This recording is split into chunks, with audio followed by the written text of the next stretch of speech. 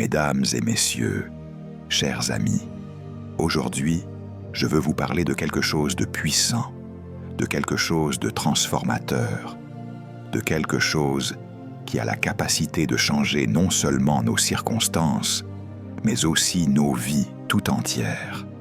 C'est la puissance de la prière. Mais pas n'importe quelle prière. Je veux parler du type de prière qui refuse d'abandonner, qui continue de frapper à la porte du ciel. Ce genre de prière qui déclare « Je prierai jusqu'à ce que cela arrive ». Nous considérons souvent la prière comme une demande ponctuelle, une conversation rapide avec Dieu. Mais la prière est bien plus que le fait de demander. La prière est un processus. La prière est un voyage. C'est un dialogue, pas un monologue. La prière n'est pas seulement toi qui parles à Dieu, c'est aussi écouter, s'aligner et marcher au même rythme que la volonté du Père. Alors commençons par reconnaître quelque chose de fondamental. La prière demande de la persévérance. Il est facile de prier quand tout va bien, mais lorsque nous faisons face aux défis, lorsque la percée semble retardée, c'est là que notre vie de prière est réellement mise à l'épreuve. Tu dois prier jusqu'à ce que cela arrive, pas seulement pendant un jour, pas seulement pendant une semaine, mais aussi longtemps qu'il le faudra. Tu vois, parfois le retard dans la réponse à tes prières n'est pas un refus, c'est une préparation. Le timing de Dieu est toujours parfait, même lorsqu'il ne s'aligne pas avec le nôtre. Je sais qu'il peut être frustrant d'attendre, de se demander pourquoi tes prières n'ont pas encore été exaucées. Mais la vérité est la suivante. Dieu n'est jamais en avance et il n'est jamais en retard. Il arrive toujours exactement au bon moment. Mais parlons de ce qui se passe pendant que nous attendons. Prier jusqu'à ce que cela arrive, c'est construire la foi. La prière est le fondement de ta foi. Quand tu pries avec persistance, tu exerces activement ta confiance. La foi n'est pas passive, elle te demande de tenir ferme, d'agir avec assurance et de croire que Dieu fera ce qu'il a promis. Tes prières alimentent ta conviction dans sa fidélité. Et pendant que tu pries, n'oublie pas la puissance de l'attente. Attends-toi à ce que Dieu agisse. Attends-toi à ce que tes prières soient exaucées, même lorsque tu ne vois pas encore le résultat. L'attente nourrit ta persévérance. Si tu pries sans attente, tu perds l'énergie de continuer. Mais quand tu t'attends à Dieu, tu alignes ton cœur avec le miracle qui est en route. Voici un point clé à retenir. Aligne ta volonté avec la volonté de Dieu. Tu vois, la prière n'a pas pour but de convaincre Dieu d'être d'accord avec toi. Elle a pour but que toi, tu deviennes d'accord avec Dieu. C'est un changement de perspective pour comprendre que sa volonté pour ta vie est plus grande que tout ce que tu pourrais imaginer. Quand ton cœur et le cœur de Dieu s'alignent, tes prières ont une puissance qui déplace les montagnes. Maintenant, soyons clairs. La prière persévérante n'est pas une affaire à sens unique. La prière est une relation. C'est un dialogue, pas un monologue. Combien de fois oublions-nous que la prière est aussi une écoute? Oui, Dieu nous entend, mais nous devons aussi l'entendre. Quand tu pries, fais de la place pour écouter. Dieu ne répond pas toujours de la façon que tu attends, mais il répondra. Tu dois aussi te rappeler que la prière est une discipline spirituelle. C'est une pratique, un style de vie. Quand tu fais de la prière une habitude quotidienne, elle devient le tissu même de ton existence.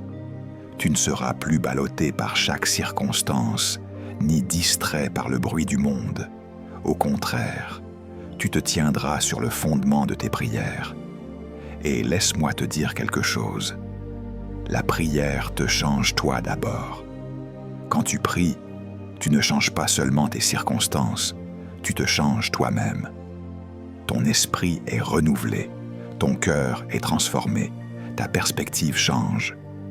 La prière n'est pas seulement un outil de percée, c'est un outil de croissance personnelle. Elle aligne ton cœur avec le dessein de Dieu. Et lorsque ton cœur est aligné avec le sien, tout ce qui t'entoure commence à changer. Alors je veux t'encourager aujourd'hui. Prie jusqu'à ce que cela arrive. N'abandonne pas au milieu de ta tempête. Ne laisse pas le retard semer le doute dans ton cœur. Continue de presser, continue de demander, continue de chercher, continue de frapper. Dieu t'entend, il te voit et il agit en ta faveur. Ta prière sera exaucée, en son temps parfait et à sa manière parfaite. C'est ta victoire. Dieu entend, c'est ta victoire. Dieu appelle ton nom et il sait ce qui vient ensuite, ce dont je veux parler. Je crois que ce que tu attends est plus proche que tu ne le penses. Continue de prier, continue de croire, continue de t'attendre à lui. Dieu est fidèle et ses promesses sont sûres. Prie jusqu'à ce que cela arrive, et quand cela arrivera, tu auras un témoignage, non seulement de ce que Dieu a fait, mais aussi de la personne que tu es devenue dans le processus. La prière est l'un des outils les plus puissants à notre disposition. Pourtant, trop souvent, nous la traitons comme une solution rapide, une simple demande adressée à Dieu avec l'espoir que la réponse vienne immédiatement. Mais la prière persévérante est bien plus que cela. Elle est l'expression de notre foi, l'incarnation de notre confiance dans le timing de Dieu et dans sa volonté. La prière persévérante est la clé qui ouvre des portes qui resteraient autrement fermées. Et quand nous prions avec persévérance, nous déclarons non seulement nos besoins, mais aussi notre foi inébranlable dans la capacité de Dieu à y répondre, peu importe le temps que cela prendra. Il est facile de prier quand tout va bien, quand la vie est fluide. Nous pouvons dire une prière, demander de l'aide et passer à autre chose. Mais la prière persévérante, celle qui n'abandonne pas lorsque la réponse est retardée, c'est ce qui distingue ceux qui marchent par la foi de ceux qui marchent par la vue. La vraie persistance dans la prière montre notre détermination et notre conviction. Il ne s'agit pas de répéter des mots machinalement ou de demander la même chose encore et encore sans cœur. Il s'agit de s'accrocher à une promesse même quand tu ne peux pas la voir de tes yeux, même lorsque tes circonstances crient le contraire. Pense à l'histoire de la veuve et du juge injuste. La veuve venait sans cesse vers le juge, jour après jour, lui demandant de lui rendre justice. Au début, le juge l'ignorait, mais elle ne s'est pas découragée. Elle a persévéré. Elle avait compris que plus elle persisterait, plus il était probable que sa requête soit entendue. Finalement, touché par sa persévérance, le juge a exaucé sa demande. Cette histoire nous enseigne quelque chose de vital. La prière persévérante n'est jamais vaine. Chaque fois que tu pries, tu sèmes des graines. Tu ne vois peut-être pas la croissance immédiatement, mais ces graines prennent racine dans le domaine invisible, se préparant pour une récolte qui viendra au moment parfait. Lorsque nous entrons dans la prière persévérante, nous entrons aussi dans le combat spirituel. L'ennemi veut te décourager. Il veut que tu cesses de prier, que tu crois que tes efforts sont inutiles, que tes prières ne comptent pas. Mais lorsque tu pries avec persévérance, tu annonces à l'ennemi que tu ne seras pas ébranlé par ses distractions ou ses doutes. Tu lui dis que tu as autorité sur lui et sur ses mensonges, et tu déclares que, peu importe le temps que cela prendra, tu resteras ferme et tu feras confiance à Dieu. pour te répondre. Il est aussi important de comprendre que la prière persévérante nous façonne nous-mêmes. Dans le processus d'attente de la réponse, nous sommes souvent transformés. Notre caractère est affiné, notre patience est étirée, notre dépendance envers Dieu s'approfondit. Dieu utilise le temps entre la demande et la réception pour nous préparer à la bénédiction même que nous lui demandons. Parfois, la percée ne se trouve pas seulement dans la réponse à notre prière, mais dans la personne que nous devenons à cause de l'attente. Dieu se sert de la persévérance pour renforcer nos muscles spirituels, construire l'endurance et la résilience dans notre marche avec lui. Quand nous prions avec persévérance, nous apprenons aussi l'importance de l'alignement avec la volonté de Dieu. Il est facile d'être frustré lorsque les choses ne se passent pas comme nous le voulons, mais les réponses de Dieu à nos prières sont toujours filtrées par sa sagesse parfaite. Parfois, ce que nous demandons n'est pas ce qu'il y a de mieux pour nous, ou bien ce n'est tout simplement pas le bon moment. À mesure que nous persévérons dans la prière, nous nous alignons sur sa volonté, en faisant confiance au fait qu'il sait ce qui est le mieux, même lorsque nous ne comprenons pas. Plus nous prions longtemps, plus nos cœurs changent, plus nous abandonnons nos désirs aux siens. Le timing de Dieu est toujours parfait. Il est souvent différent du nôtre, mais il est parfait. Dans l'attente, nous apprenons à faire confiance non seulement à la promesse, mais aussi au processus. Pendant que nous attendons que Dieu réponde, nous pouvons nous reposer dans la certitude qu'il agit en notre faveur, même lorsque nous ne le voyons pas. Tout comme le fermier attend que les cultures poussent après avoir semé la graine, nous devons attendre avec la confiance que nos prières sont en train d'être exaucées, même dans le domaine invisible. La prière persévérante crée aussi une atmosphère d'attente. L'attente est le sol dans lequel la foi grandit. Quand nous prions sans attendre de réponse, c'est comme si nous plantions une graine sans jamais l'arroser. Mais lorsque nous prions avec attente, nous arrosons cette graine avec l'espérance et la confiance. L'attente change notre façon de prier. Elle nourrit notre détermination et nous pousse à continuer de chercher, de frapper et de demander. Nous nous attendons à ce que Dieu réponde, non parce que nous le méritons, mais parce qu'il est fidèle. À mesure que nous persévérons dans la prière, nous reconnaissons aussi la dimension de discipline spirituelle. La prière n'est pas censée être un moment furtif, seulement lorsque nous sommes désespérés ou dans le besoin. Elle est appelée à être une part constante de notre vie. C'est bâtir une relation avec Dieu. Plus nous entrons dans la prière, plus nous expérimentons la transformation. Nous ne recherchons pas seulement des réponses, nous devenons, nous-mêmes, plus alignés avec la volonté de Dieu, plus sensibles à sa voix et plus accordés à son cœur. Alors je te le dis aujourd'hui, ne cesse pas de prier, continue de demander, de chercher, de frapper. Quand tu pries avec persévérance, tu ne changes pas seulement tes circonstances, tu te changes toi-même et tu déclenches la puissance de Dieu dans ta vie d'une façon que tu ne peux même pas imaginer. Dieu n'a pas oublié ta prière.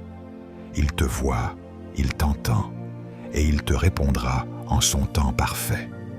Que ta prière soit persévérante, remplie d'attente, enracinée dans la foi.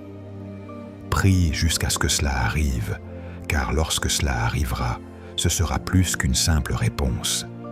Ce sera un témoignage de la fidélité de Dieu et de ta transformation au travers du processus. La foi n'est pas quelque chose que nous nous contentons de dire que nous avons. C'est quelque chose qui doit se vivre, se démontrer par nos actions, nos paroles et nos choix. La foi en action est l'expression visible de notre croyance, la manifestation de ce que nous tenons pour vrai dans nos cœurs. Il ne suffit pas simplement de croire. La croyance doit être accompagnée d'actions correspondantes qui s'alignent avec cette croyance. Pense à ceci. Quand tu as foi en quelque chose, tu agis en conséquence.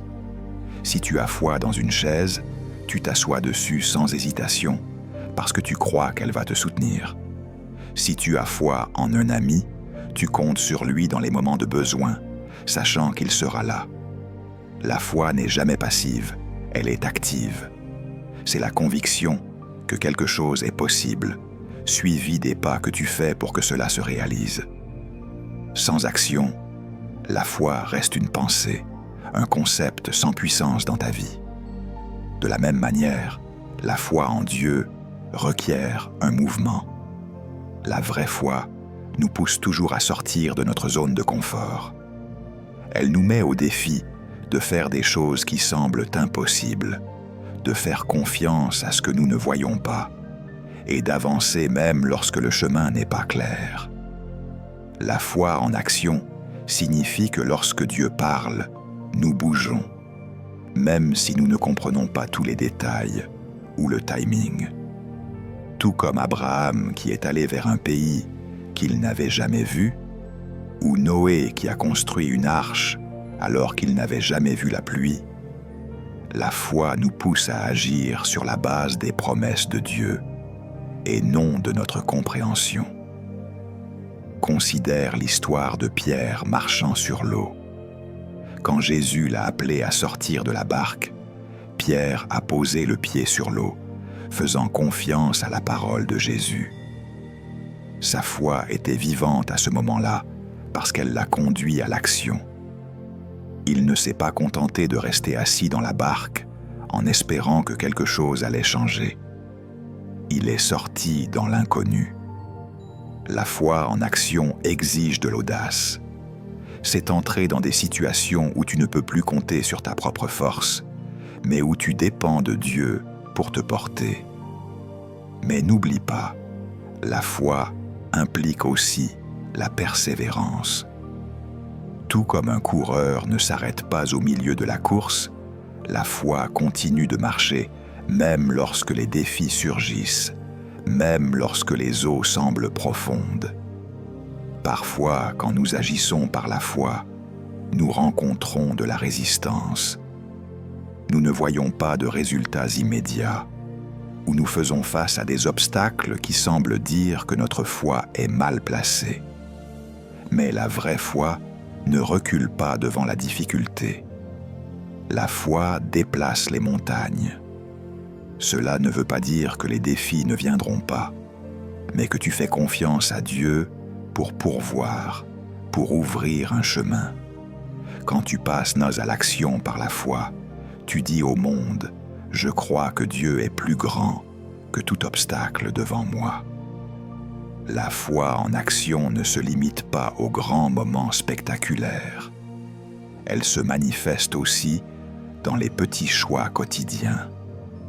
C'est dans la manière dont tu traites les autres, la façon dont tu réponds aux situations et la façon dont tu vis selon la parole de Dieu. Il est facile de parler de foi le dimanche, mais c'est le lundi matin que la foi en action est vraiment mise à l'épreuve. Agissons-nous selon les principes de Dieu dans tous les domaines de notre vie? Vivons-nous en cohérence avec ce que nous disons croire? Quand tu as réellement foi en Dieu, tu agis selon ce qu'il t'a appelé à faire, même si cela n'a aucun sens pour le monde autour de toi. La foi te conduira à prendre des décisions qui peuvent sembler risquées ou même insensées aux yeux des autres. Mais c'est là la puissance de la foi. Elle ne suit pas la logique du monde. Elle suit la direction du Saint-Esprit qui nous conduit dans toute la vérité. Il est important de comprendre que la foi en action n'est pas forcer les choses ou essayer de tout faire par tes propres efforts. C'est l'obéissance. Quand tu agis par la foi, tu te soumets à la volonté de Dieu, convaincu que son plan est meilleur que tout ce que tu pourrais imaginer. L'action de la foi est souvent une réponse à ce que Dieu a déjà dit, une réponse à sa direction. Il ne s'agit pas de faire arriver les choses par ta propre force, mais de permettre à Dieu d'agir à travers toi pendant que tu fais des pas d'obéissance. La foi en action a aussi le pouvoir d'inspirer les autres. Quand les gens te voient vivre ta foi, prendre des risques d'obéissance, faire confiance à Dieu dans des circonstances difficiles, ils sont encouragés à faire de même. Tes actions parlent plus fort que tes mots. Ils voient comment tu réagis aux épreuves, comment tu aimes les autres, comment tu restes ferme dans tes convictions. Et à travers ton exemple, ils voient la réalité d'une vie vécue par la foi. La foi en action est la clé pour recevoir les promesses de Dieu. La Bible est remplie d'exemples où les gens ont reçu ce qu'ils croyaient, non parce qu'ils se sont contentés de prier, mais parce qu'ils ont agi en fonction de leur foi. La foi sans les œuvres est morte. Tu peux croire toute la journée, mais si tu n'agis pas sur ce que tu crois, tu ne verras pas les résultats. C'est comme planter une graine. Tu peux croire qu'elle va pousser, mais si tu ne l'arroses jamais, elle ne portera pas de fruits. La foi demande l'action pour amener la récolte. La foi en action est quelque chose de vivant, de respirant. Ce n'est pas une décision ponctuelle, c'est un style de vie. C'est la volonté quotidienne de faire confiance à Dieu, de sortir en obéissance et de vivre selon sa parole. Quand la foi se met en mouvement, elle change tout. Elle nous change nous, elle change nos circonstances et elle a le pouvoir de transformer le monde autour de nous. Alors ne te contente pas de dire que tu crois, montre-le, que ta foi prenne vie dans chaque action que tu poses. Nous vivons dans un monde où tout va vite. La gratification instantanée est devenue la norme. Les réponses sont attendues en un clic et nous sommes habitués à ce que les choses se passent rapidement. Mais quand il s'agit du plan de Dieu pour nos vies, nous devons apprendre à reconnaître que son timing est différent du nôtre. Le timing de Dieu est toujours parfait, même lorsqu'il n'a aucun sens pour nous. Il ne fonctionne pas selon notre horloge, et cela peut être difficile à accepter, surtout quand nous attendons des réponses ou que nous traversons des saisons d'incertitude. Souvent, lorsque nous prions, nous voulons une réponse immédiate. Nous voulons que les choses changent maintenant, ou voir un chemin clair se dessiner tout de suite. Mais la perspective de Dieu est beaucoup plus grande que la nôtre. Il voit le début et la fin, l'ensemble de l'histoire, alors que nous n'en voyons qu'une petite partie. Son timing n'est pas dirigé par nos besoins perçus, mais par sa sagesse infinie. Il sait ce dont nous avons besoin, et quand nous en avons besoin, même si nous ne comprenons pas le pourquoi ou le comment. Pense à l'histoire des Israélites dans le désert. Dieu leur avait promis le pays de Canaan, mais il a fallu 40 ans pour que cette promesse se réalise. Pourquoi ? Parce que Dieu ne préparait pas seulement le pays pour eux, il les préparait eux pour le pays. Parfois, le timing de Dieu implique un processus de façonnage et d'affinement. Quand nous nous trouvons dans des saisons d'attente, ce n'est pas toujours une question de moments extérieurs, mais d'état intérieur. Dieu nous fait passer par des temps de croissance, bâtissant notre caractère, notre patience et notre confiance en lui. Il agit en nous d'une manière que nous ne voyons pas toujours ni ne comprenons. Attendre peut être frustrant et nous amener à nous demander si Dieu agit vraiment. Nous pouvons poser des questions comme « Pourquoi cela prend-il autant de temps ?» ou « Pourquoi Dieu ne m'a-t-il pas encore répondu ?» Mais ces questions révèlent souvent que nous regardons le temps à travers notre compréhension limitée. Ce n'est pas parce que nous n'avons pas encore reçu ce que nous attendions que Dieu n'agit pas. Cela signifie qu'il prépare quelque chose de plus grand que ce que nous imaginions. Son retard apparent n'est pas un refus, mais une invitation à lui faire davantage confiance. Dans la Bible, ce principe apparaît encore et encore. Regarde l'histoire de Lazare. Jésus a reçu la nouvelle que son ami Lazare était malade, mais il n'est pas parti tout de suite pour le guérir. Il est resté 2 jours de plus, là où il était. Quand il est arrivé à Béthanie, Lazare était déjà mort. Ce qui semblait être un retard pour les disciples et pour tous les autres était en réalité la mise en place d'un miracle encore plus grand. Jésus a ressuscité Lazare d'entre les morts, démontrant non seulement sa puissance sur la mort, mais montrant aussi que le timing de Dieu dépasse nos attentes.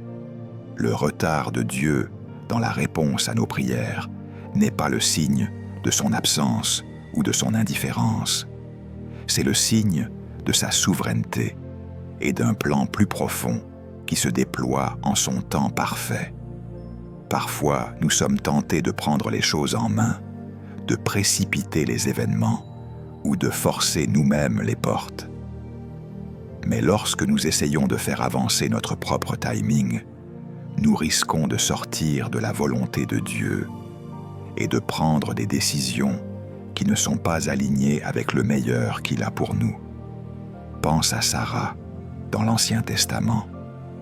Dieu lui avait promis un enfant, mais après des années d'attente sans voir aucun progrès, elle a pris les choses en main et a donné sa servante Agar à Abraham pour lui donner un enfant. D'un point de vue humain, cela pouvait sembler logique, mais cette décision a entraîné des complications et des douleurs qui auraient pu être évitées si elle avait attendu le timing de Dieu. Attendre le timing de Dieu n'est pas facile, mais c'est toujours payant. Quand nous faisons confiance à son plan et que nous attendons sa direction, nous nous plaçons dans la position idéale pour recevoir des bénédictions que nous n'aurions jamais pu imaginer par nous-mêmes. Il est important de se souvenir que le timing de Dieu est toujours pour notre bien, même si nous ne comprenons pas pourquoi les choses se passent au moment où elles se produisent. Nous pouvons être certains que Dieu ne travaille pas seulement sur le résultat, mais aussi en nous. Il est fidèle et ne retient pas ce qui est bon pour ceux qui se confient en lui. Mais parfois, nous devons être patients et le laisser accomplir son œuvre en nous avant d'amener à l'accomplissement les promesses qu'il nous a faites. Son timing nous affine, nous apprend à dépendre davantage de lui et à développer le type de caractère qui pourra soutenir les bénédictions qu'il prépare. Parfois, le timing de Dieu semble contredire tout ce que nous pensons savoir. Il peut permettre des reculs, des portes fermées, voire des déceptions, tout en préparant quelque chose de meilleur que ce que nous avions imaginé. Il ne prépare pas seulement la situation, il nous prépare nous, afin que nous puissions porter ce qu'il veut nous confier. Si nous nous précipitons, nous risquons de passer à côté de ce que Dieu veut vraiment accomplir en nous. Mais lorsque nous lui faisons confiance et attendons son temps, nous ouvrons nos vies à son meilleur. La clé pour vivre le timing de Dieu, c'est la foi. Nous devons croire qu'il agit dans les coulisses, même quand nous ne voyons rien. Nous devons croire qu'il sait ce qu'il fait et que ses plans sont bien plus grands que tout ce que nous pourrions imaginer. Quand nous plaçons notre confiance dans son timing, nous trouvons la paix dans l'attente. Nous pouvons nous reposer en sachant qu'il accomplira chaque promesse et que pendant l'attente, il nous façonne pour devenir les personnes capables de porter ce qu'il veut nous donner. Le timing de Dieu ne concerne pas seulement quand les choses arrivent, mais le moment parfait où tout s'aligne selon sa volonté. Alors, lorsque tu te retrouves en attente, ne te décourage pas, ne doute pas de sa fidélité. Crois que ce que Dieu a pour toi vaut l'attente et que son timing sera toujours le meilleur au final. Quand nous nous approchons de Dieu dans la prière, il est essentiel de le faire avec un but. La prière n'est pas seulement un rituel ou une formalité. C'est une communication puissante et intentionnelle avec le Créateur de l'univers. Prier avec un but signifie prier avec une compréhension claire de ce que nous demandons, de pourquoi nous le demandons et de comment nos requêtes s'alignent avec la volonté de Dieu. Cela exige que nous soyons délibérés dans notre approche, sachant que la prière n'est pas une transaction, mais un dialogue relationnel avec Dieu. Trop souvent, nous prions sans vraiment réfléchir, en nous précipitant dans les mots ou en répétant simplement des phrases parce que c'est ce qu'on nous a appris. Mais la prière intentionnelle ne concerne pas seulement les mots que nous disons, elle concerne le cœur derrière ces mots. C'est se présenter devant Dieu avec révérence et intention, en reconnaissant que nous parlons à celui qui tient tout entre ses mains. Chaque fois que nous prions, nous devrions nous poser cette question. Quel est le but de cette prière? Qu'est-ce que je désire réellement voir arriver dans ce moment? Que ce soit pour demander la direction, la guérison, la force ou la paix, nos prières devraient refléter nos besoins les plus profonds, avec la conviction que Dieu les connaît même avant que nous parlions. Prier avec un but commence par la clarté. Nous devons savoir ce pourquoi nous prions.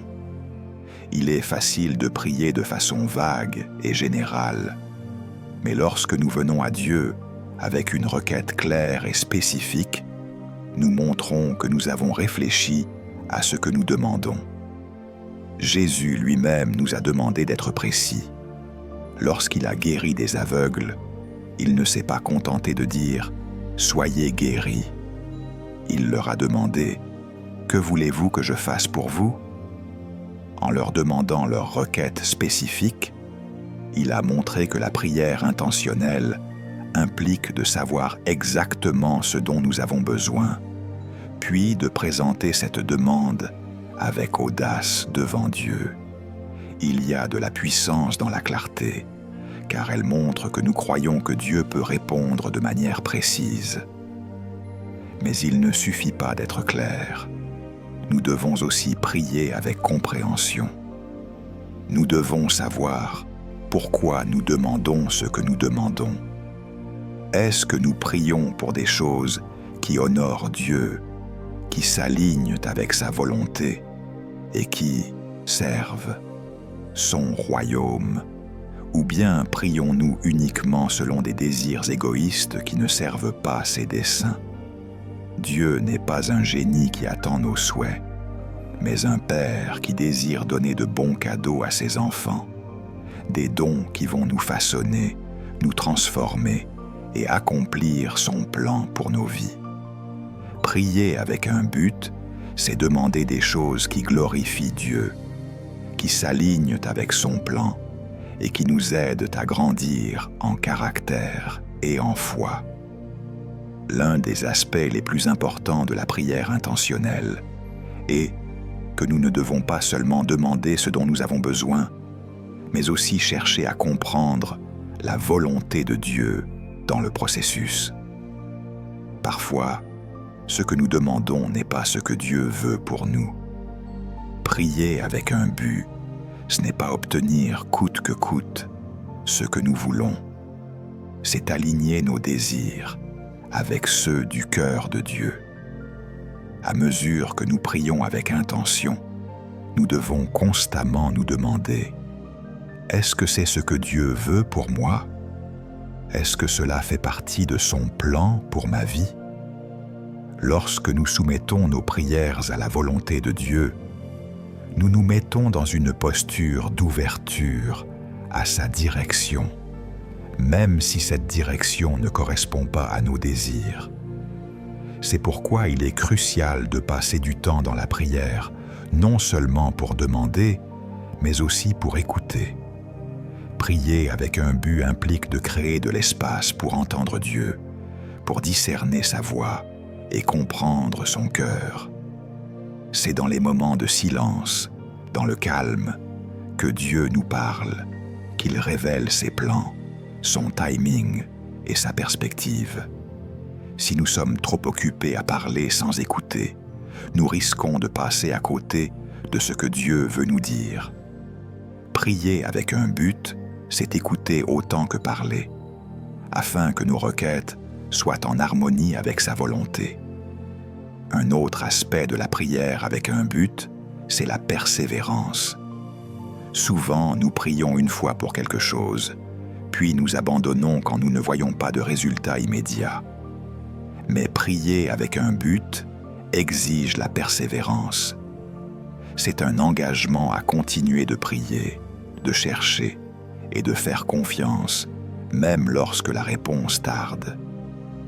Jésus a enseigné cela dans la parabole de la veuve persistante, qui revenait sans cesse vers le juge injuste, jusqu'à ce qu'il lui rende justice. Sa persévérance était une démonstration de son but. Elle savait ce qu'elle voulait, et elle n'a pas abandonné avant de l'obtenir. La prière intentionnelle ne se fatigue pas vite. Elle persévère dans la foi, croyant que Dieu répondra en son temps parfait. Prier avec un but apporte aussi un sentiment d'attente. Lorsque nous venons à Dieu avec clarté, compréhension et persévérance, nous devrions nous attendre à une réponse.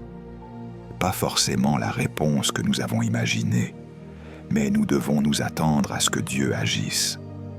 Prier avec un but demande que nous fassions confiance à la fidélité de Dieu, que nous croyions qu'il nous entend et que nous ayons l'assurance qu'il répondra selon sa volonté et son timing. L'attente nourrit notre foi. Quand nous nous attendons à ce que Dieu agisse, nos prières deviennent plus ferventes, plus passionnées, plus alignées avec sa volonté.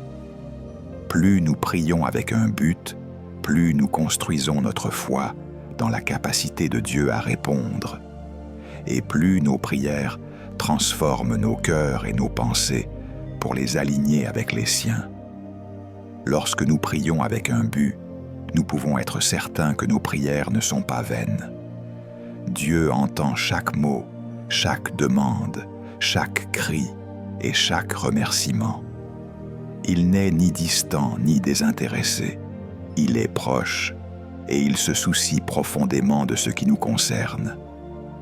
Mais la prière intentionnelle nous rappelle aussi que, même lorsque nous n'obtenons pas la réponse que nous attendions, le dessein de Dieu pour nous reste bon.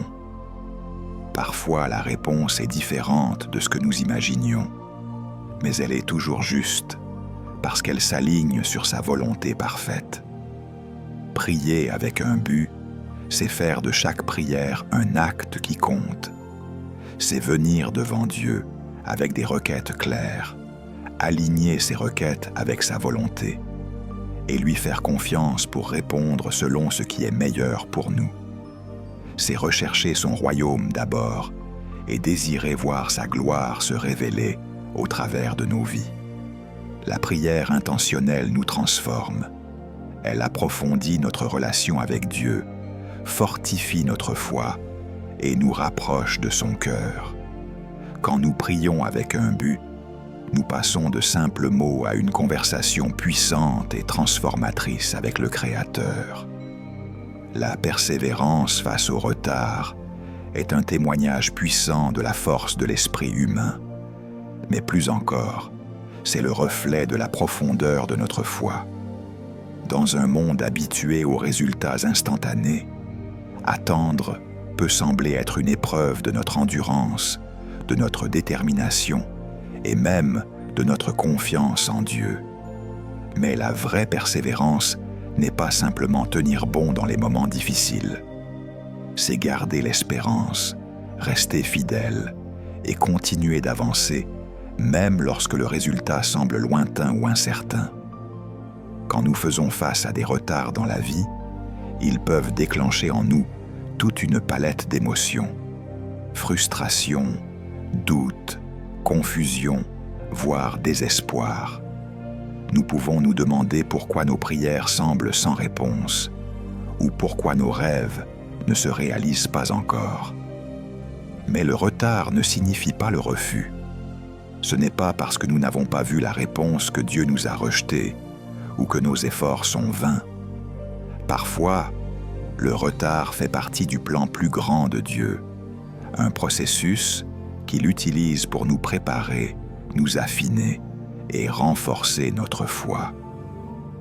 La persévérance dans le retard exige de comprendre que, même si nous ne le voyons pas, Dieu agit en coulisses, en train de nous préparer pour ce qu'il a prévu. Considère l'histoire de Joseph, vendu comme esclave par ses frères et emprisonné pour un crime qu'il n'avait pas commis. Sa vie semblait être une succession de retards, de pertes et de déceptions. Et pourtant, Joseph n'a pas abandonné. Même dans les moments les plus sombres, il a continué de croire que Dieu avait un plan pour lui. Sa persévérance n'a pas été vaine. Au moment parfait de Dieu, Joseph est passé de la prison au palais, devenant un instrument clé pour sauver de nombreuses vies durant la famine. Son histoire nous rappelle que le timing de Dieu n'est pas le nôtre et que la persévérance dans le retard peut mener à des percées beaucoup plus grandes que celles que nous avions imaginées. La persévérance face au retard demande un engagement profond à la foi. Il est facile de faire confiance à Dieu lorsque tout va bien, quand nos prières semblent être exaucées rapidement et que nos rêves se déroulent comme prévu. Mais le véritable test de la foi vient lorsque nous sommes forcés d'attendre. L'attente met à l'épreuve notre capacité à croire en la bonté de Dieu et en son timing. Elle teste si nous pouvons encore croire qu'il agit pour notre bien quand nous n'en voyons pas la preuve. Le retard ne signifie pas que Dieu n'est pas bon ou qu'il nous a abandonnés. Cela signifie que son plan pour nous se déploie d'une manière que nous ne comprenons pas encore. Dans les saisons d'attente, nous sommes souvent tentés de prendre les choses en main. Nous ressentons l'envie de forcer les choses, de créer nous-mêmes l'issue, ou même d'abandonner complètement. Mais persévérer, c'est résister à cette impulsion. C'est faire confiance à Dieu, croyant qu'il nous conduit dans la bonne direction, même quand nous ne voyons pas tout le tableau. Parfois, l'acte même d'attendre devient un acte d'obéissance, et au travers de cette attente, Dieu nous façonne, développe la patience et nous prépare à ce qu'il a promis. Le retard devient un outil de croissance, une occasion de renforcer notre dépendance envers Dieu, convaincu qu'il est aux commandes. La Bible est remplie d'histoires où le retard faisait partie du plan de Dieu. Rappelle-toi encore les Israélites dans le désert. Ils avaient reçu la promesse de la terre de Canaan. Mais au lieu d'y entrer directement, ils ont erré pendant 40 ans. À première vue, cela peut sembler être un retard inutile, mais en réalité, c'était un temps pour apprendre l'obéissance, la foi et la confiance en Dieu. Ils étaient y préparés pour la bénédiction qui les attendait. De la même manière, nos retards ne sont pas toujours des obstacles. Ils sont souvent des opportunités pour Dieu de nous affiner, de nous enseigner et de travailler notre caractère. La persévérance, ce n'est pas simplement survivre à l'attente, c'est l'embrasser comme une partie du processus de Dieu pour nous façonner. Cela implique aussi de garder une posture de gratitude et de louange, même lorsque la réponse n'est pas encore venue. Souvent, il est facile de devenir découragé dans l'attente, mais nous sommes appelés à adorer Dieu en toutes circonstances. Le louer pendant le retard est un acte de foi. Cela dit, je te fais confiance, même si je ne comprends pas.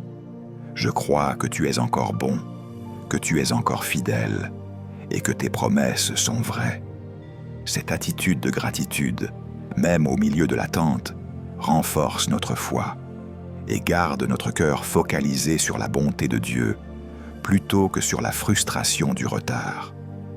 L'apôtre Paul parle de la persévérance dans Romains 5, 3, 4, lorsqu'il écrit « Nous nous glorifions même dans les afflictions, sachant que l'affliction produit la persévérance, la victoire dans l'épreuve, et la victoire dans l'épreuve, l'espérance. » Cela nous rappelle que la persévérance ne vient pas facilement. Elle est forgée dans le feu de la difficulté, façonnée par les épreuves et affinée dans les défis que nous affrontons. Au travers du retard, Dieu bâtit en nous un caractère capable de résister à de futurs défis, une espérance qui ne dépend pas des circonstances et une foi inébranlable. Dans le retard, nous devons nous souvenir que la perspective de Dieu est toujours plus grande que la nôtre. Ce qui nous semble être un retard peut en réalité être le timing parfait de Dieu. Il y a des choses qui se passent en coulisses que nous ne voyons pas. Des personnes sont positionnées, des circonstances sont arrangées, des situations sont préparées, afin que, lorsque la réponse viendra, tout soit en place. Nous ne voyons peut-être pas tout le tableau, mais Dieu, lui, le voit. Il tisse les fils de nos vies d'une manière que lui seul comprend. Et lorsque nous atteindrons le moment de percer, nous pourrons regarder en arrière et voir que chaque moment d'attente, chaque moment de persévérance faisait partie d'un dessein plus grand. La persévérance dans le retard nous apprend que nous ne contrôlons pas le temps. Nous ne pouvons ni accélérer ni ralentir le timing de Dieu, mais nous pouvons choisir la façon dont nous répondons pendant l'attente. Nous pouvons choisir de lui faire confiance, de rester fidèles et de continuer à avancer, même quand nous avons l'impression de frapper un mur. Et lorsque nous persévérons, nous ne faisons pas que traverser le retard. Nous en sortons plus forts, avec une foi plus profonde, une meilleure compréhension du plan de Dieu et une disposition à entrer dans les promesses qu'il a préparées. L'attente, l'espérance, est une force puissante qui façonne notre façon de vivre, de prier et d'interagir avec le monde. C'est plus que simplement espérer que quelque chose va arriver. C'est croire que quelque chose de bon est non seulement possible, mais aussi en chemin. Le rôle de l'attente est crucial parce qu'elle nourrit notre foi, oriente nos actions et nous positionne pour recevoir les bénédictions que Dieu a préparées pour nous. Quand nous vivons dans l'attente, nous nous alignons sur la conviction que Dieu agit activement dans nos vies et que ses promesses vont s'accomplir. Au cœur de l'attente se trouve une foi profonde et inébranlable selon laquelle quelque chose va arriver parce que Dieu l'a déclaré. C'est la confiance qu'il fera ce qu'il a promis, même si nous ne voyons pas encore le tableau complet. Ce genre d'attente n'est pas passif. Ce n'est pas rester assis à attendre que quelque chose se produise. c'est anticiper activement le mouvement de Dieu, chercher des signes de sa présence et de son œuvre dans nos vies. L'attente est l'attitude de quelqu'un qui croit que quelque chose de bon est à l'horizon, qui anticipe que Dieu interviendra, même lorsque les circonstances disent le contraire. Dans la Bible, nous voyons de nombreux exemples où l'attente joue un rôle clé. Regarde la femme à la perte de sang. Elle souffrait depuis des années, avait cherché la guérison auprès des médecins sans trouver de solution. Mais lorsqu'elle a entendu parler de Jésus, elle a eu cette attente. Si seulement je peux toucher le bord de son vêtement, je serai guérie. Elle n'a pas seulement espéré que quelque chose pourrait se produire. Elle s'y attendait. Quand elle a tendu la main par la foi, son attente a rencontré la puissance de Dieu et elle a été guérie. Jésus n'a pas seulement répondu à son geste, il a répondu à sa foi, à sa croyance que la guérison était déjà à portée de main. Son attente a été le véhicule de sa guérison. L'attente est intimement liée à la foi.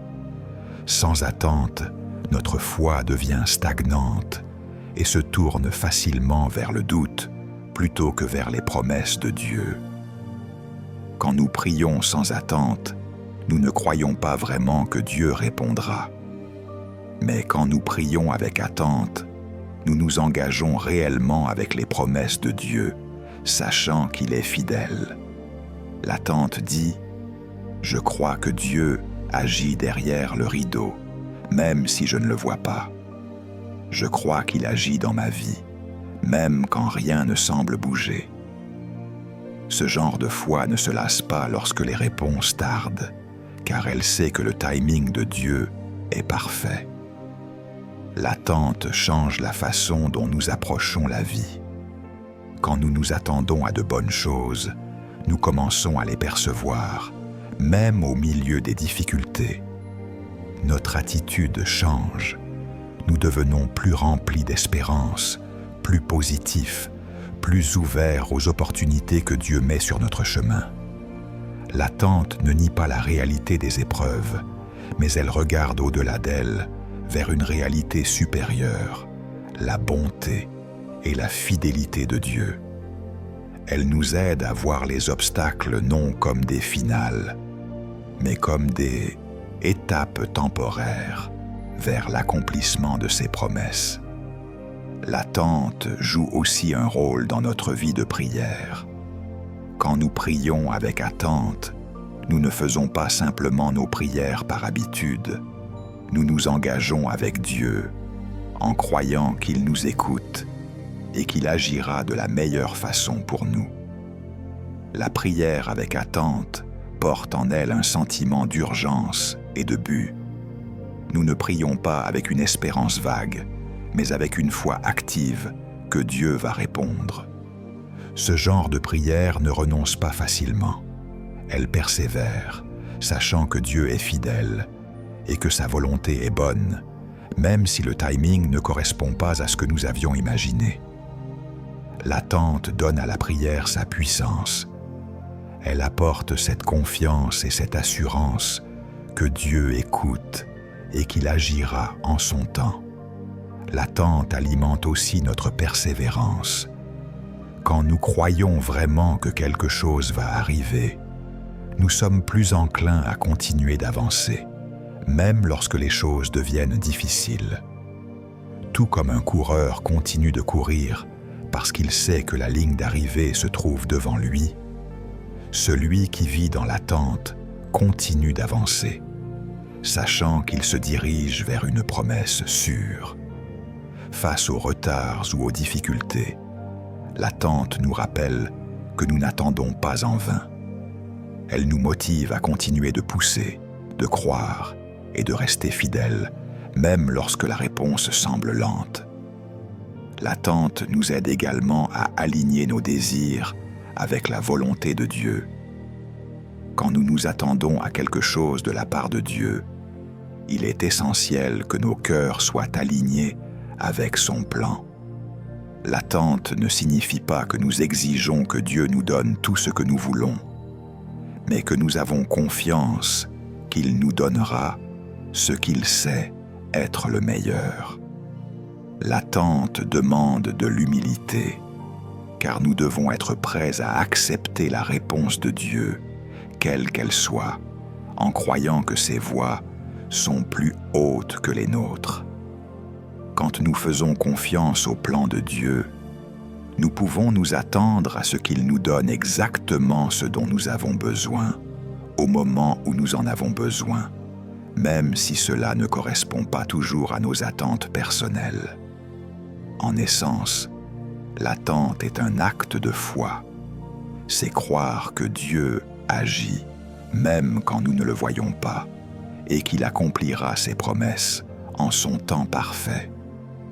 Vivre avec attente, c'est vivre avec la conscience que la bonté de Dieu n'est pas une théorie, mais une réalité que nous pouvons expérimenter.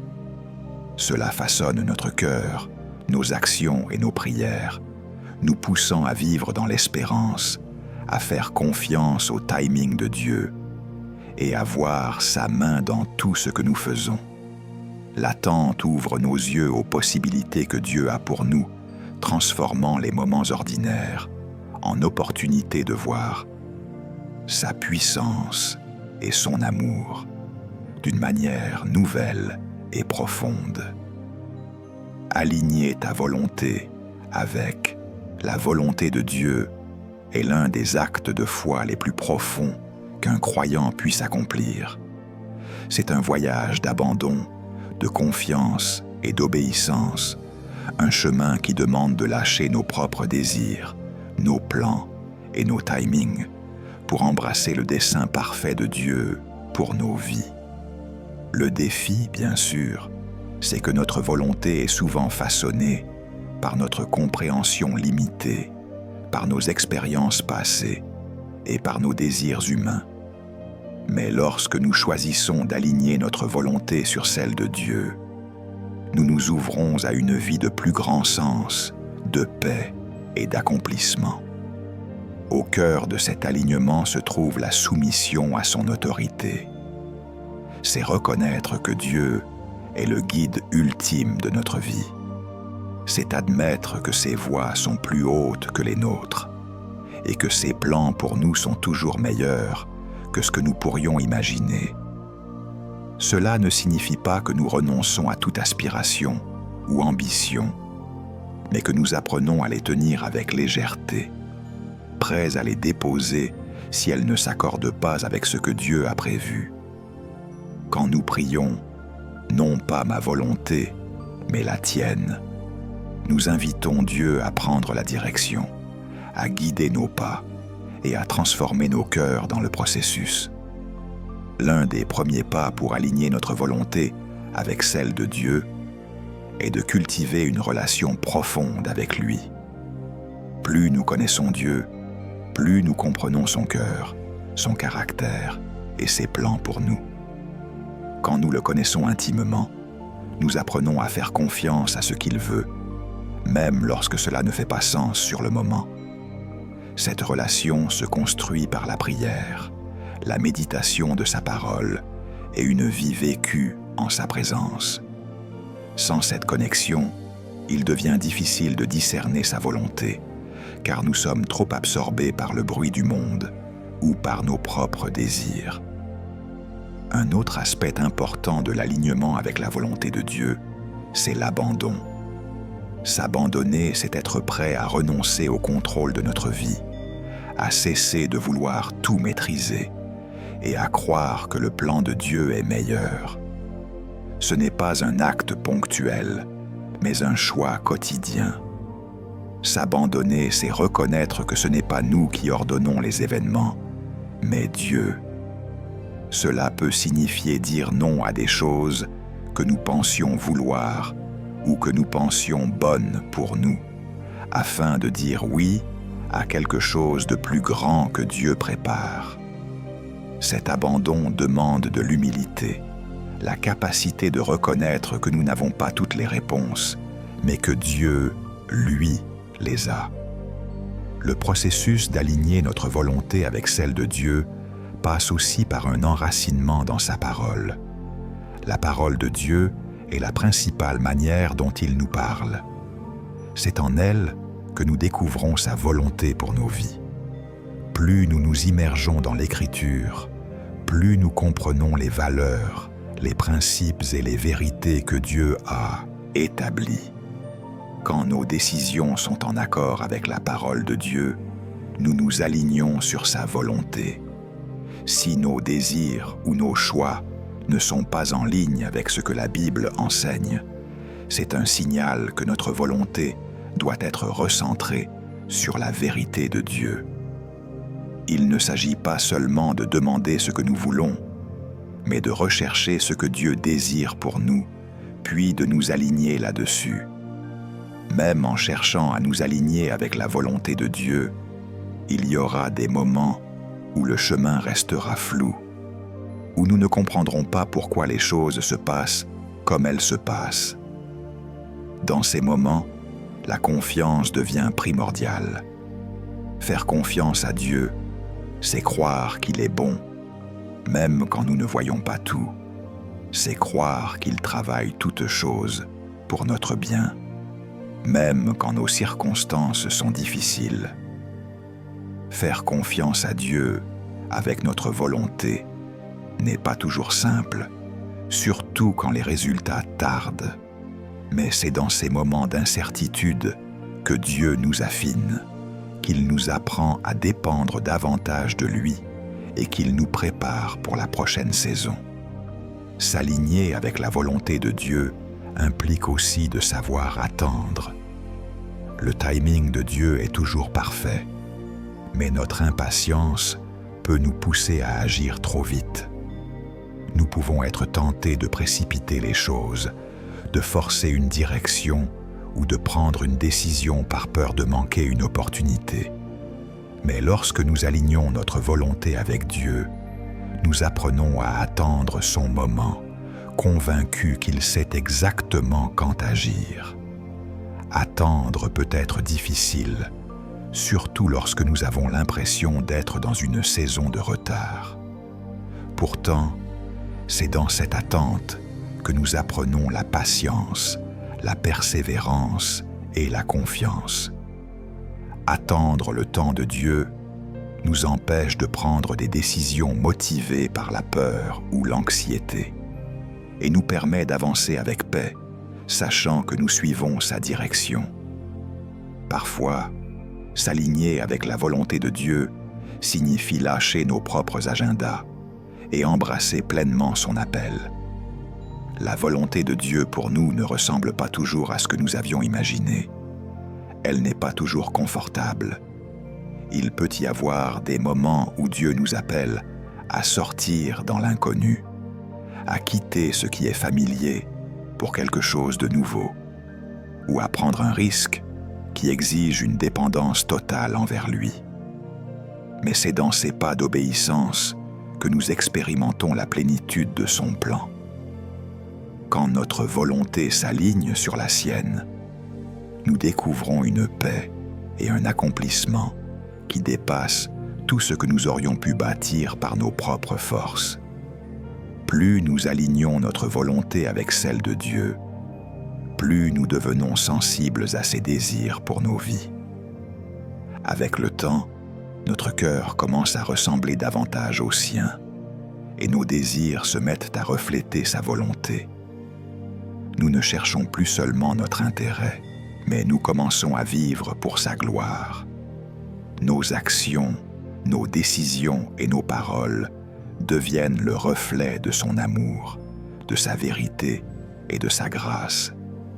Suivre la volonté de Dieu ne devient plus une obligation, mais une joie, car nous marchons dans le dessein pour lequel nous avons été créés. Aligner ta volonté sur celle de Dieu est un processus continu, un voyage de toute une vie fait de confiance, d'abandon et d'obéissance. Ce n'est pas toujours facile, mais c'est toujours précieux. Quand tu alignes ta volonté avec celle de Dieu, tu ouvres la porte à une vie de sens, de paix et d'accomplissement, une vie guidée par sa sagesse et soutenue par son amour. Et à mesure que tu marches dans sa volonté, tu deviens davantage semblable à Christ, reflétant son cœur au monde et accomplissant l'appel qu'il a placé sur ta vie. Aligner ta volonté avec Dieu n'est pas une décision unique, mais un engagement quotidien à t'abandonner, à faire confiance et à obéir. Cela demande de chercher continuellement sa présence, d'écouter sa voix et d'être prêt à lâcher tes propres désirs pour embrasser son plan plus grand. La beauté de ce voyage, c'est que lorsque nous nous alignons avec sa volonté, nous ne nous perdons pas, nous nous trouvons. Nous découvrons un sens, une paix et un accomplissement que nous n'aurions jamais pu imaginer seuls. Le plan de Dieu pour nous est toujours plus grand que tout ce que nous pourrions concevoir, et son timing est parfait. Quand nous lui remettons notre volonté, nous choisissons de faire confiance à sa sagesse, à son amour et à sa fidélité. C'est dans cet abandon que nous expérimentons la vraie liberté, celle qui vient de marcher dans son dessein et de vivre selon sa volonté. Souviens-toi, lorsque ta volonté est alignée avec celle de Dieu, tu marches sur le chemin qu'il a préparé pour toi, un chemin rempli d'espérance, de joie et de paix. Ce n'est pas toujours facile, mais c'est toujours digne d'être vécu. Alors lâche prise, fais-lui confiance pleinement et avance avec assurance dans la volonté de Dieu, convaincu qu'il guide tes pas vers un avenir au-delà de tout ce que tu peux imaginer. Père céleste, Dieu de grâce, de fidélité et de parfait timing, je viens devant toi aujourd'hui avec un cœur ouvert, humble et désireux de te connaître davantage. Merci pour le privilège de la prière. Merci parce que tu n'es pas un Dieu lointain, mais un Père proche, attentif à chaque soupir, à chaque larme, à chaque parole murmurée dans le secret. Seigneur, je reconnais que souvent j'ai été impatient, découragé, fatigué d'attendre. Il m'est arrivé de prier comme si la prière était une formalité, une simple étape à cocher, au lieu de la vivre comme une relation vivante avec toi. Aujourd'hui, je te demande pardon pour toutes les fois où j'ai douté de ta fidélité à cause des délais, pour toutes les fois où j'ai laissé la frustration étouffer ma foi. Père, par ton esprit, apprends-moi à prier jusqu'à ce que cela arrive. Donne-moi une grâce nouvelle pour persévérer. Quand mes yeux ne voient rien, que mon cœur continue de croire. Quand les portes semblent fermées, que ma bouche continue de frapper. Quand les circonstances crient le contraire de tes promesses, que ma foi s'accroche à ta parole plutôt qu'à ce que je ressens. Seigneur, je ne veux plus prier par habitude, mais avec intention. Saint-Esprit, aide-moi à prier avec clarté, avec profondeur et avec alignement. Montre-moi ce que je dois réellement te présenter. Mets dans mon cœur les sujets qui sont sur ton cœur. Que mes prières ne soient pas seulement centrées sur ce que je veux, mais sur ce que tu veux. Je déclare aujourd'hui, non pas ma volonté, mais la tienne. Non pas mes plans, mais tes plans. Non pas mon timing, mais ton timing parfait. Père, je te remets toutes les situations de ma vie où j'attends une réponse. Ce domaine où je prie depuis longtemps sans voir de changement. Ces prières secrètes que personne ne connaît, mais que toi tu as entendues. Ces larmes versées dans le silence de la nuit. Je dépose tout à tes pieds maintenant. Je refuse de croire le mensonge que tu m'as oublié. Je proclame que tu es un Dieu qui écoute, qui voit et qui agit. Même si je ne comprends pas tout, je choisis de me reposer dans ta souveraineté. Seigneur, fortifie ma foi. Là où ma foi est faible, relève-moi. Là où mon cœur est fatigué, viens le renouveler. Là où l'amertume, la peur ou le découragement ont commencé à s'installer à cause de l'attente, viens, par ton esprit, déraciner tout ce qui ne vient pas de toi. Remplace le doute par une confiance profonde. Remplace la peur par la paix. Remplace la résignation par une espérance vivante. Je te demande, Seigneur, de transformer ma façon de voir le temps. Aide-moi à accepter que ton pas encore n'est pas un jamais. Aide-moi à comprendre que le retard n'est pas un refus, mais souvent une préparation. Pendant que j'attends, travaille en moi. Façonne mon caractère, purifie mes motivations, élargis ma capacité à porter ce que tu veux me confier. Que je ne sois pas seulement quelqu'un qui reçoit une bénédiction, mais quelqu'un qui est transformé par le processus. Père, je te demande aussi de m'apprendre à prier avec attente. Que chaque fois que je me tiens devant toi, je le fasse avec la conviction que tu peux, que tu veux, et que tu agiras selon ta volonté parfaite. Retire de mon cœur la prière froide, mécanique, sans foi. Allume en moi ce feu de l'espérance, cette flamme intérieure qui croit que quelque chose est en train de venir, même si je ne le vois pas encore. Seigneur Jésus, je veux que ma vie soit un témoignage de foi en action, que ma manière de prier, de parler, de décider et d'agir reflète la confiance que j'ai en toi. Là où tu me demandes de sortir de la barque, donne-moi le courage de poser le pied sur l'eau. Là où tu me demandes d'obéir sans tout comprendre, donne-moi la grâce de dire oui. Fais de moi une personne qui ne se contente pas de parler de foi, mais qui vit la foi, qui marche dans l'obéissance, même lorsque le chemin est incertain. Saint-Esprit, viens m'enseigner à écouter, que ma prière ne soit plus un monologue, mais un vrai dialogue. Donne-moi un cœur sensible à ta voix, disposé à être corrigé, dirigé, consolé. Apprends-moi à reconnaître ta direction, à discerner ta volonté, à accepter ta réponse, même quand elle diffère de ce que j'avais prévu. Père, je te remets aujourd'hui ma volonté, mes plans, mes projets, mes échéances. Je les dépose entre tes mains.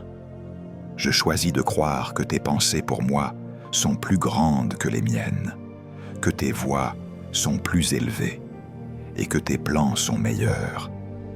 Je ne veux plus lutter contre ta volonté, mais m'y abandonner. Là où mon cœur résiste encore, brise les résistances.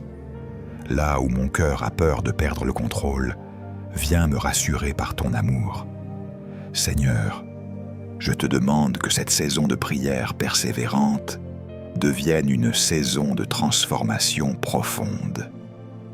Ne me laisse pas sortir de ce processus comme je suis entré.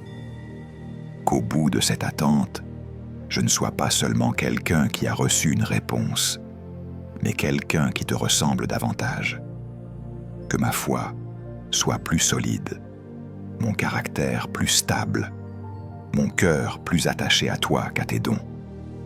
Je te remercie dès maintenant, non seulement pour les prières exaucées, mais aussi pour celles qui sont encore en chemin, pour celles auxquelles tu répondras autrement, et pour celles auxquelles tu as dit non, parce que tu savais ce qui était mieux pour moi.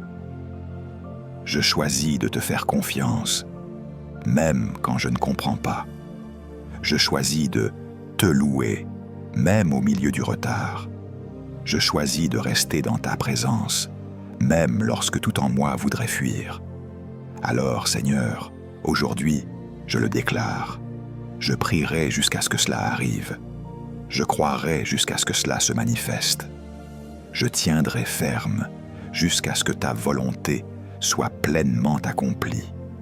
Et lorsque la réponse viendra, lorsque la porte s'ouvrira, lorsque la saison changera, que toute la gloire te revienne, à toi seul, Jésus. Au nom puissant de Jésus-Christ. Amen.